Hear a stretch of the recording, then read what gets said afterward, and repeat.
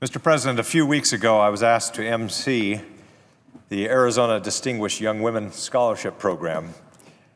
Now, during the self-expression portion of the evening, meant to showcase how quickly these young women can think on their feet, the participants were asked the following question: if you were to live a day without rules and consequences and do something truly outrageous, what would it be? Remember, these are high school seniors. As I stood on stage and called on each young woman to respond to the question, Alexis from Tempe confidently took the microphone and said the following: I would fly to Washington, D.C., go to the United States Senate floor, and ask each senator this question: what do you plan to do about the national debt? Now, the audience roared its approval, and I was put on the spot. This is a topic that has received scant attention in this political season, this election season, but it was put front and center at a scholarship program. Now, we shouldn't be surprised at this. For every day that we adults continue our obsession over emails and birth certificates, for every day that we do that, these high school seniors recognize that we're spending $1.4 billion more than we're taking in. This will result in a near $500 billion deficit this year, which will be added to our burgeoning $19 trillion debt.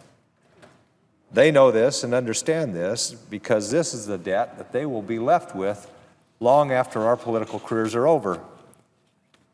Now, I've long believed that of the myriad problems that we face in this country, from terrorism to nuclear proliferation to infectious diseases to climate change to aging infrastructure to unaffordable health care, our looming debt and persistent deficit are our most urgent challenge.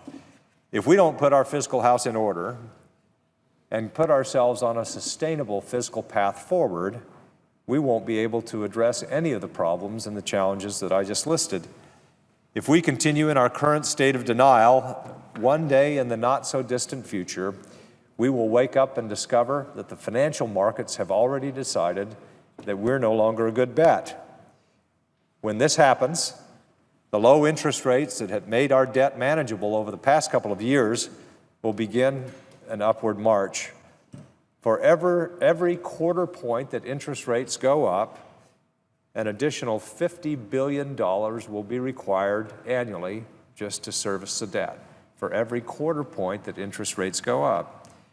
The Congressional Budget Office estimates that if we don't address our fiscal imbalance and interest rates return to where they have traditionally been, within a decade, nearly all of our discretionary budget will be swallowed up just with one item: paying interest on the debt. Think about that for a minute. How do we fight a war on terrorism without spending any money on national defense? That's part of our discretionary budget. How do we replace aging infrastructure when there's no money left after we paid our monthly installment on our credit cards? Infectious disease-bearing mosquitoes won't stop at our borders out of concern for our fiscal predicament. Once national interest rates begin their inevitable rise, the control over our fiscal situation will pass from this body and from Congress and from the executive branch to our creditors.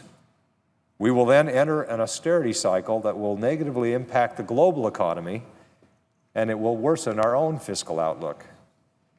So, how do we avoid this gloomy picture? If we want to put ourselves on a sustainable fiscal path, we can't just nibble around the edges. Discretionary spending has been largely held in check over the past several years, but the retirement of the baby boomer generation has led to huge increases in our so-called entitlement programs. Discretionary spending represents an ever-shrinking percentage of our total spending. Now, putting ourselves on a sustainable fiscal path has to involve a grand bargain of sorts, like the one contemplated by the National Commission on Fiscal Responsibility, Fiscal Responsibility and Reform, more commonly known as Simpson-Bowles. Of course, this outline will need to be updated to take into account the nearly $7 trillion of debt that has accumulated just in the past 6 years. But it's a good place to start. Now, it's tempting for both Republicans and Democrats to say, well, we'll deal with this debt problem if voters give us control of both chambers and the White House. Believe me when I tell you, this won't happen. No one party, Republican or Democrat, will take the political risk that is inherent to dealing with our debt problem. Not my party, not the party on the other side of the aisle. Midterm elections are never more than 2 years away. No, it will take buy-in from both parties. Both parties have to be willing to hold hands and jump together. With divided government over the past 6 years, we've had the conditions necessary for a long-term budget agreement, but we've lacked the political courage to get it done. We can't afford to squander that opportunity any longer.